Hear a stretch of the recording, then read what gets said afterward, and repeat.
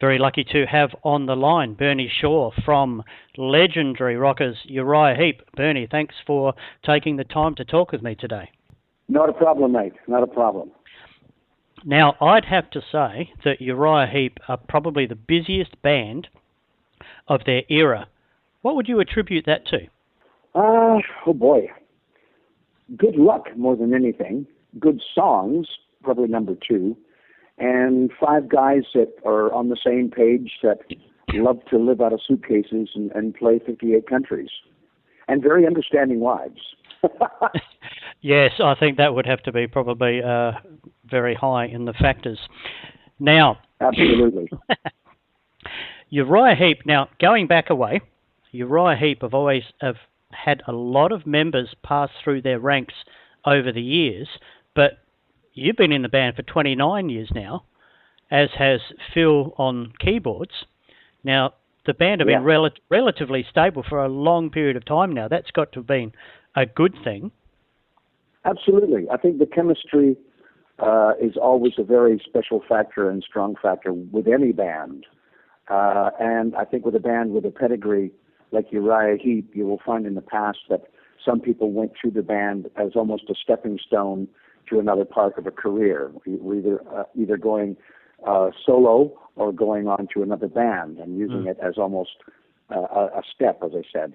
Yeah. But it's funny that after Pete Goldie kind of retired from singing, I got to get very, very comfortable with the band very quickly. And I'm not a guy that changes my socks every day. I'm a guy that likes to sit down and get nestled in, and if I'm comfortable, I'll stay there for a while. And as you say, 29 years, I'm still there, so I guess I'm pretty comfortable. And Mick Box is pretty happy with having a stable lineup, of good friends, and indeed good musicians in one band, because it takes a chemistry to, we do in excess of 100 shows still a year. Yeah. And you've got to be mates with the guy that you share a stage with. And, as you do get older, you can get a little bit cantankerous and all that. And we get we're like any dysfunctional family of boys. It works. And if there is any grief, it gets cleared in the dressing room. But that's usually in between having a drink of wine and a Jack Daniels and just saying, we're still doing this after 45 years. Yeah. It's amazing, isn't it? It is. It's a great place to be right now. It's a strong band with this lineup. Unfortunately, with the passing of Trevor Boulder 2 years ago. That was my next question. Yeah. Yeah. Well, Dave has stepped right up to the plate. He's never been in a band of this caliber before. Certainly not a band that's worked so much, let alone internationally. Yeah. And he's just kicked to it like a fish to water. He's a great guy personally, so he fits in with all the chemistry of our different personalities.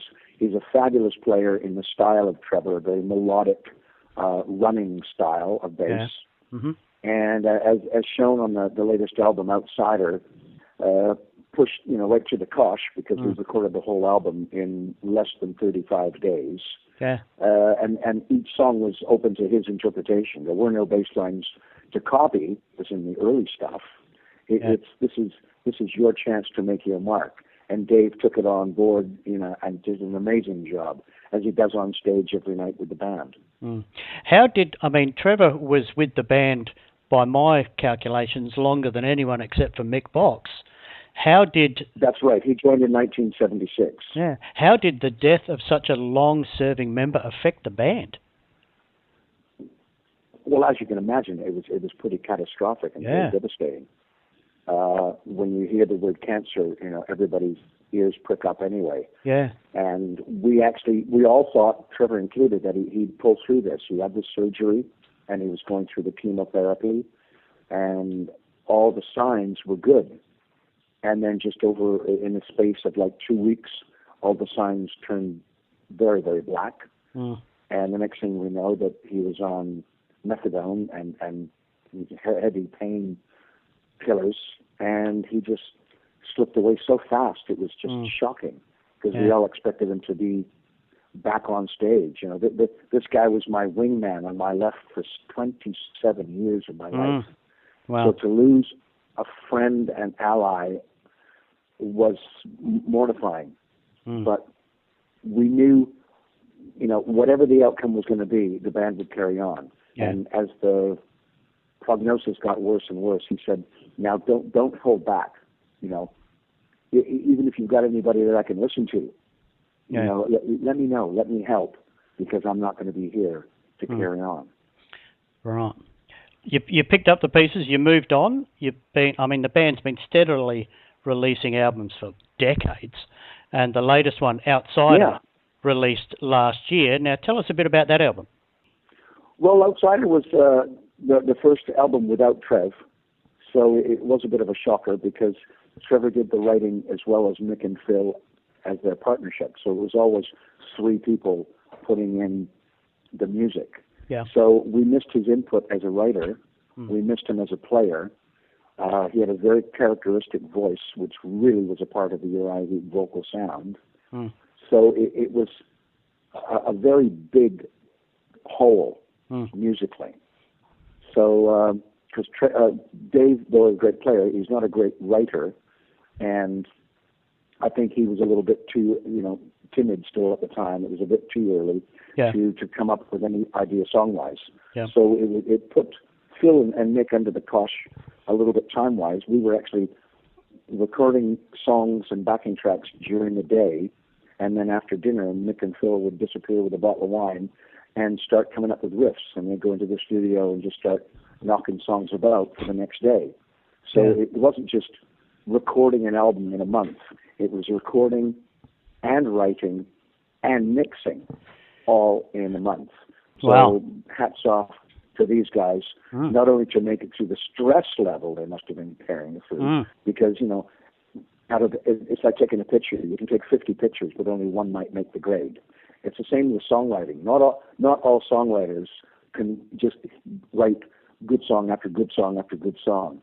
And on an album these days, I don't know if you've been listening to much of the new stuff, but if you find 3 good songs on an album these days, that's supposed to be the norm, where we set the benchmark at as many as possible has got to reach a certain standard, or else it's just not going to make it on the album.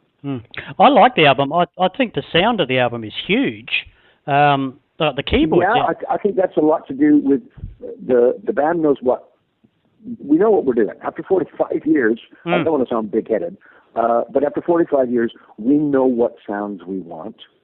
We know what trademarks have to be within the music, or to make it a Uriah Heep album, and we have to stay true to those.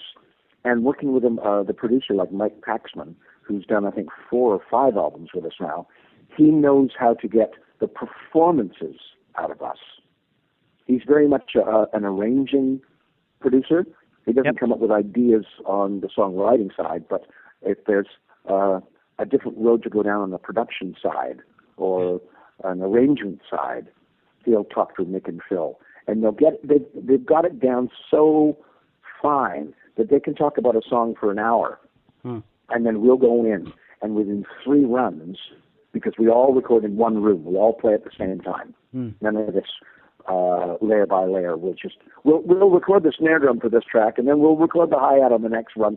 None of that. We're in one room. We're all sweating. We're all having a laugh, and I think that's where you get the unique sound. It sounds like an album because it is an album. It's played by 5 guys having fun. Yeah. And Mike Paxman is that 6th member that just knows how to get the best out of each of us. Yeah. We did the vocals, all the lead vocals of the 11 tracks, and all the harmonies on top, of which I'm a major part of as well, because in the studio you have that facility, in 11 days. Yeah.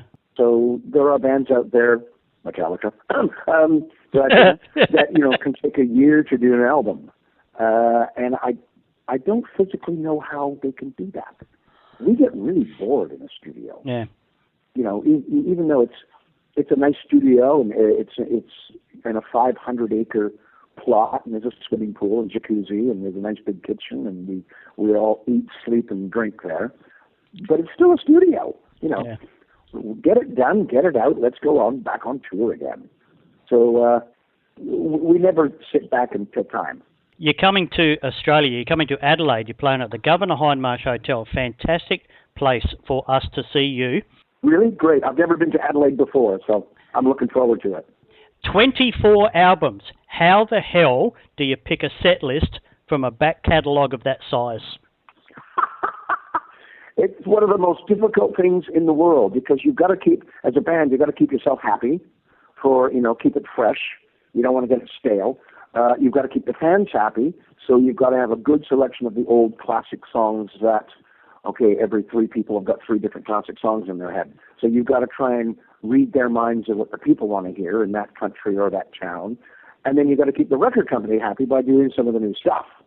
So I don't know how we do it. We just sit down and we map it out, which is the strongest song, what key it's in, what beat per minute it's in, and you've got to map it out like a song chart almost. You've got to lift that set up, start strong, bring it down in the middle, and then run it right through the roof with all the rockers at the end of the set. Yeah. So it's a journey. It's not just walk in and play 16 songs. It's very, very mathematically and thought out logistically, our set list. And it's hard because every year we want to change it, but every year it's getting harder. But we put a new set together just for this tour. Excellent. And for this year. So there's going to be a good helping of Outsider. I think we're going to be doing 5 tracks off Outsider album. Yep. And then all the hits, hopefully, that you guys like down there. Excellent. And if we don't play them, invite us back again and we'll play another set. That works for me too. Well, it's only going to be, I've been, as you say, I've been with the band for 29 years this year. This is only my second ever trip to Australia. Wow. And I would like to put it on the yearly chart. Yeah, so would we. Bernie, absolutely magnificent talking to you. Well, thank you very much, my friend. I wish I had longer to talk to you. Can't wait to see you in March at the Governor Hindmarsh Hotel. Thanks for taking the time to talk to us tonight. Fantastic, mate. We'll see you. Come up and make yourself known at the show. We'll have a beer together. Absolutely. Okay, thanks a lot, mate. Thanks, Bernie.